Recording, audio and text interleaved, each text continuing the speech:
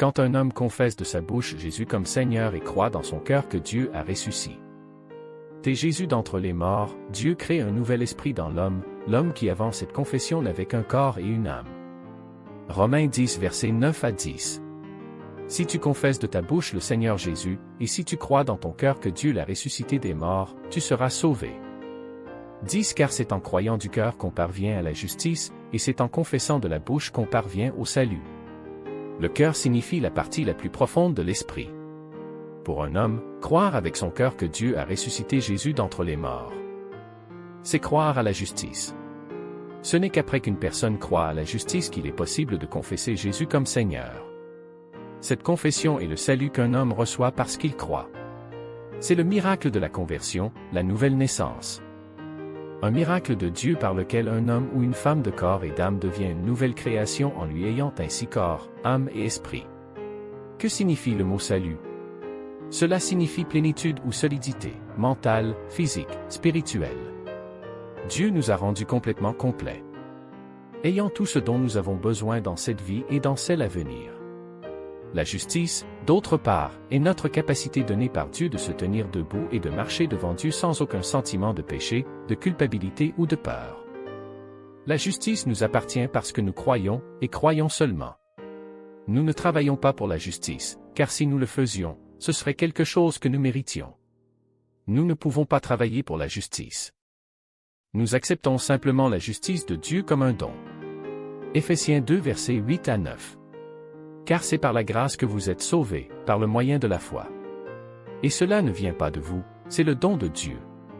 9 Ce n'est point par les œuvres, afin que personne ne se glorifie. Romains 3 versets 22 à 24. 22 Justice de Dieu par la foi en Jésus-Christ pour tous ceux qui croient. Il n'y a point de distinction. 23 Car tous ont péché et sont privés de la gloire de Dieu. 24 Ils sont gratuitement justifiés par sa grâce, par le moyen de la rédemption qui est en Jésus-Christ. Après qu'une personne a confessé de sa bouche le Seigneur Jésus et a cru dans son cœur que Dieu a ressuscité Jésus d'entre les morts, elle est un fils privilégié de Dieu ayant accès à toutes ses promesses.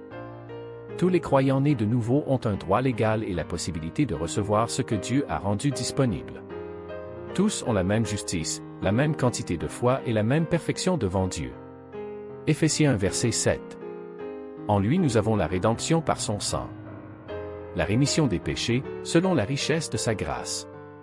Nous avons la rédemption par son sang selon les richesses de sa grâce. Croyez-vous que Dieu est riche en grâce? Car Dieu a tant aimé, qu'il a donné son Fils unique. Éphésiens dit que nous avons reçu la rédemption. Nous n'avons donc pas besoin de la supplier. La seule chose que nous devons faire est de la recevoir. Si Dieu nous a délivrés de la puissance des ténèbres, comment pouvons-nous être sous cette puissance sinistre plus longtemps? Si nous avons été délivrés, pourquoi chercher plus loin la délivrance? Pourquoi attendre la délivrance alors qu'elle est déjà disponible? Satan n'a aucun droit légal sur un croyant parce que tous les croyants ont été délivrés du pouvoir de Satan par Jésus-Christ. Colossiens 1 verset 13 à 14. Qui nous a délivrés de la puissance des ténèbres et nous a transportés dans le royaume du Fils de son amour, 14 ans qui nous avons la rédemption, la rémission des péchés.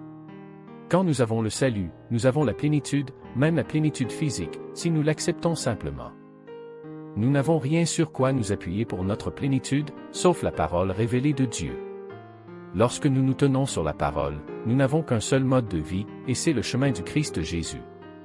En lui, nous avons la plénitude. Merci que Dieu vous bénisse et rappelez-vous que Jésus vous aime, et je vous aime aussi. Bye.